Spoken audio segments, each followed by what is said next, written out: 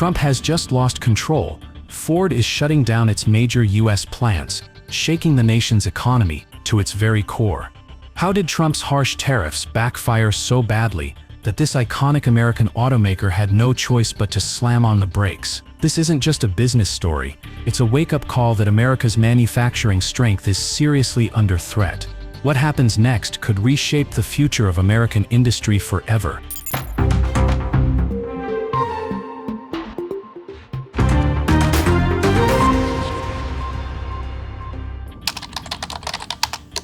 On May 17, 2025, shocking news rocked the entire United States. Ford, the legendary American car brand, suddenly announced the indefinite closure of two major plants, specifically the Chicago Assembly Plant in Chicago, Illinois, and the Flat Rock Assembly Plant in Flat Rock, Michigan. This was no simple or routine decision. For the past 15 years, since the 2008 financial crisis, Ford had never taken such a painful step. But this time, they had no choice.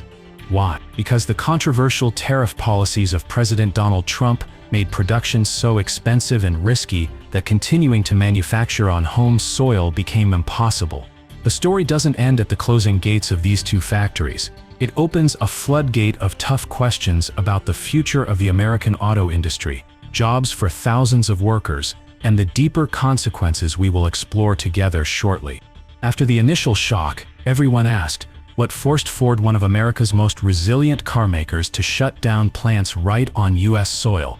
The answer lies in something that sounds dry but is shaking the entire manufacturing sector: tariffs. Starting in April 2025, the Trump administration imposed a 25% tariff on cars and parts imported from key partners like China, Mexico, Canada, and the European Union. These were all essential sources of parts for Ford, from semiconductor chips, sensors, aluminum frames, to electric vehicle batteries. The problem was, even though production was in the U.S., Ford's plants still depended heavily on imported components. When the new tariff hit, production costs skyrocketed, making it uneconomical to keep operating. Ford faced two choices: either keep producing at a high cost and sell cars nobody would buy, or shut down to cut losses. They chose the lesser pain, closing plants to survive. Right after the shutdown announcement, the atmosphere at Ford's two plants turned heavier than ever before. Years of dedication suddenly came to a halt. No warning, no clear way out. In Chicago, more than 2,300 workers had to pack up and say goodbye to their familiar assembly lines. In Flat Rock, 1,100 people faced the same fate. But the real number doesn't stop there. Around 5,600 workers in the supply chain were also swept up in the storm. From delivery drivers, warehouse staff, maintenance technicians, to quality inspectors, all of them suddenly lost their jobs, their incomes, and the stability they had built over many years. For these workers, Ford wasn't just a workplace. It was their livelihood, their pride, their belief in the American dream. Now that belief is shaking violently. It's not only the workers who are hit hard. Ford itself is suffering a financial blow unseen for over a decade. According to the latest announcement, Ford expects to lose between $1.5 to $2.5 billion in the fiscal year 2025. This massive loss forced the leadership to withdraw all previously issued financial forecasts for the first time since 2008, the year of the global financial crisis. The reason given was that the current business environment is unpredictable, production costs are soaring, tariffs are fluctuating wildly, and the market is more unstable than ever. For a corporation of Ford's scale, admitting it cannot plan financially is a clear sign of how serious the situation has become. Beyond money and jobs, Ford faces another severe blow: the loss of its competitive edge right here in the US market. Imagine you're considering buying a Mustang Mach-E, Ford's flagship electric vehicle. Suddenly the price jumps by $1,500 to $2,000. For the Bronco Sport, prices increase by $600 to $1,500, depending on the model. Even the once affordable Maverick pickup now costs an extra $700. Why? The reason is simple but painful: a 25% import tariff on essential parts coming from countries like Mexico, China, and the EU. According to leaked internal Ford documents, the tariff adds roughly $4,911 to the cost of producing each vehicle. The result? Ford cars struggle to compete on price with rivals not burdened by such tariffs. American consumers, who are very price-sensitive, are pushed further away by these rising costs. When President Trump returned to the White House, he wasted no time rebooting one of his signature strategies, America First. But this time, it was stronger, tougher, and more controversial than ever. The initial goal sounded reasonable: force automakers to bring production back to the U.S. and create more domestic jobs. To achieve this, the administration slapped a 25% tariff on all vehicles and auto parts imported from major partners like China, Mexico, Canada, and Europe. No one was exempt, from finished cars to tiny but vital components like EV batteries, semiconductor chips, safety sensors, and central control modules. Everything was heavily taxed. At first, this seemed like a strategic move to protect American industry, but reality told a different story. Manufacturers like Ford couldn't adapt quickly enough in a global supply chain heavily dependent on foreign parts. Right after Ford announced the closure of its two major plants, President Trump didn't hesitate to strike back. On TV and social media, he bluntly said, "Ford should make everything in America instead of relying on China." A short, strong statement that resonated loudly. But here's the problem: it's not that simple. In the age of electric vehicles and advanced technology, supply chains no longer fit inside one country.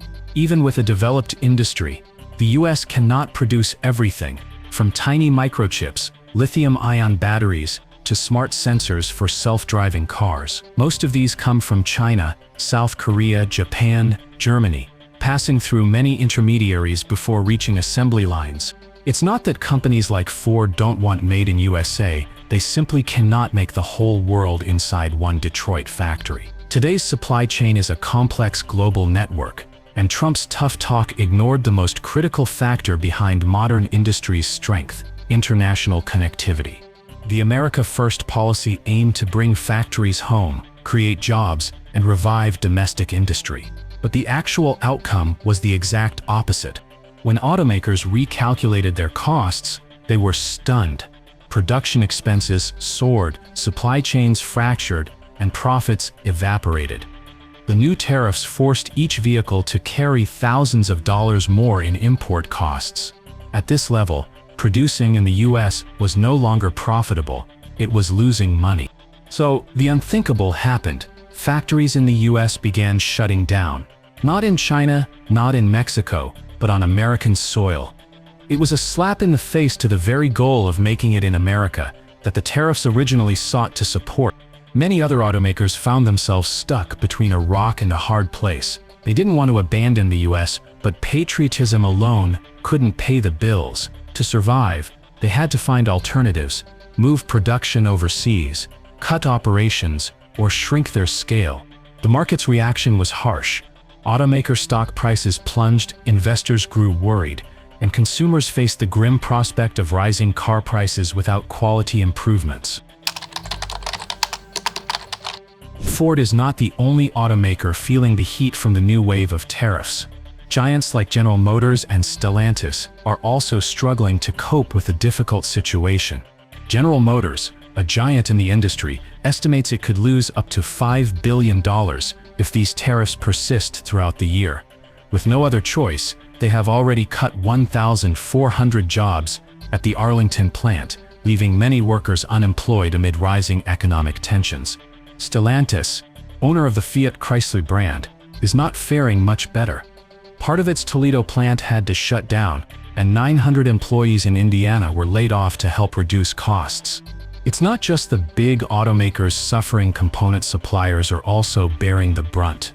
Lear Corporation, a major supplier of interiors and seats for Ford and GM, has cut as many as 15,000 jobs worldwide due to a sharp decline in orders from these American auto giants. It's clear that the cost of these tariff policies is not just lost revenue, but also missed opportunities for growth and technological innovation, forcing the entire US automotive industry to pay a steep. Before Ford could recover, it faced another heavy hit from China. In retaliation for U.S. tariffs, China increased import taxes on American vehicles up to 150%, an extremely high tariff that nearly wiped out the competitiveness of popular models like the Ford F-150, Bronco, and Mustang in the Chinese market. Chinese consumers quickly turned to German and Korean cars, while Ford was forced to suspend exports of several luxury models like the Lincoln Navigator and Mustang EV. This is like a double punch directly hitting Ford's ambition to expand globally, plunging the American automaker into an unprecedented crisis. With these tariff barriers and retaliatory actions, Ford now has no choice but to focus heavily on the U.S. domestic market. From being a global powerhouse, Ford is gradually narrowing its scope, becoming a car manufacturer with influence primarily limited to North America. The shrinking global market share means Ford loses growth opportunities and competitiveness in many major markets worldwide. This is truly a major shock for the American carmaker that once prided itself on its global strength. In industrial states like Michigan, Ohio, and Indiana, unemployment is rising faster than at any time since the COVID-19 pandemic. The town of Flat Rock, with only 10,000 residents, lost nearly 1,000 jobs when the Ford plant closed, a number large enough to shake the entire community and push the local economy into a severe recession. This story is not just about individual job losses. It triggers a cascade of consequences throughout the region. Small businesses shutting down, declining incomes, and local services struggling to survive. This is the heavy price that Ford and many industrial areas must pay due to the rigid tariff policies. Ford is not alone. The entire automotive manufacturing sector is suffering severe impacts. In just 2 months from April to May 2025, layoffs increased by 12.5%, supporting factories producing glass, seats, LED lights, tires, and more have gradually closed or scaled back operations, causing thousands more workers to lose their jobs. This disruption not only reduces the industry's production capacity, but also severely weakens the supply chain. These consequences gradually form a vicious cycle that deeply affects the local economy and the broader U.S. automotive industry as a whole. Immediately after Ford announced the closures, the stock market turned red hot. Ford stock fell nearly 12% in just 1 week, while other major companies like General Motors and Stellantis also lost between 7 and 9% of their value. Under this pressure, the White House was forced to back down by postponing the tariffs for 90 days to reopen negotiations with China and the European Union, hoping to find a way out for the struggling auto industry. According to Goldman Sachs, U.S. car production in 2025 could drop from 16 million to 15 million vehicles, and the industry is expected to face at least half a year of stagnation, losing momentum. None in the third and fourth quarters of this year. The future of the U.S. automotive sector faces unprecedented challenges. Ford's plant closures represent not just a business crisis, they send a clear signal that the harsh tariff war is forcing America to pay a heavy price. As factories shut down and jobs vanish, the question extends beyond a single company to the very future of U.S. manufacturing. Will the government reconsider its policies before causing further damage? One thing is certain. The road ahead is full of challenges, and America's standing in the global market is under serious threat.